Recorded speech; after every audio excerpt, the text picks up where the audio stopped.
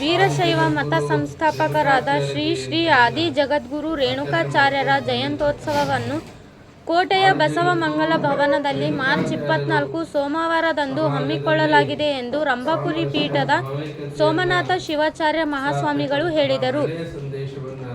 ಈ ಕುರಿತು ತಾಲೂಕು ವೀರಶೈವ ಲಿಂಗಾಯತ ಸಮಾಜದಿಂದ ಕರೆದ ಸುದ್ದಿಗೋಷ್ಠಿಯಲ್ಲಿ ಮಾತನಾಡಿದ ಪೂಜ್ಯರು, ಆದಿ ಜಗದ್ಗುರು ರೇಣುಕಾಚಾರ್ಯರ ಜಯಂತ್ಯೋತ್ಸವವನ್ನು ಸೋಮವಾರ ಬೆಳಗ್ಗೆ 7 ಗಂಟೆಗೆ ಪಟೇಲ್ ವಾಡಿಯಲ್ಲಿರುವ ಸಂಗಮೇಶ್ವರ ದೇವಸ್ಥಾನದಿಂದ ಪೂಜೆ, ಕುಂಭ ಕಳಸದೊಂದಿಗೆ ಕೋಟೆ ಈರಣ್ಣ ದೇವಸ್ಥಾನದ ಬಸವಮಂಗಲ ಭವನದವರೆಗೆ ಅದ್ದೂರಿ ಮೆರವಣಿಗೆ ನಡೆಸಲಾಗುವುದು. ಜೊತೆಗೆ ಧರ್ಮಸಭೆ, ಮಹಾಪ್ರಸಾದ ಕಾರ್ಯಕ್ರಮ ಹಮ್ಮಿಕೊಳ್ಳಲಾಗಿದೆ ಎಂದರು.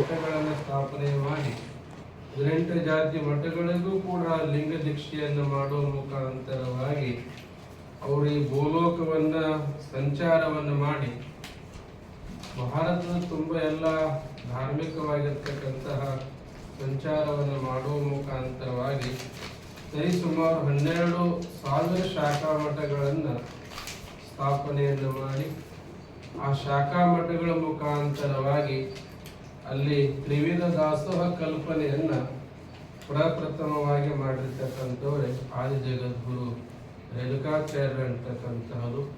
ತಮಗೆಲ್ಲ ತಿಳಿದ ರೀತಿಯಲ್ಲಿ ಶಿಕ್ಷಣದ ಪದ್ಧತಿ ವ್ಯವಸ್ಥೆಯನ್ನ ಈ ಸರ್ಕಾರ ಬರುವ ಪೂರ್ವದಲ್ಲಿ ಮಠ, ಮಂದಿರ, ದೇವಸ್ಥಾನಗಳಲ್ಲಿ ಪ್ರಾರಂಭ ಮಾಡಿರ್ತಕ್ಕಂತಹ ಒಂದು ಪರಂಪರೆನೇ ನಮ್ಮ ವೀರಶೈವ ಲಿಂಗಾಯತ ಸಮಾಜದ ಜಗದ್ಗುರು ರೇಣುಕಾಚಾರ್ಯರು ಹಾಕಿಕೊಟ್ಟಿರ್ತಕ್ಕಂತಹ ಪರಂಪರೆ. ಈ ಸನ್ಮಾನ ಕಾರ್ಯಕ್ರಮಗಳನ್ನು ಹಮ್ಮಿಕೊಳ್ತಾ ಇದ್ದೀವಿ.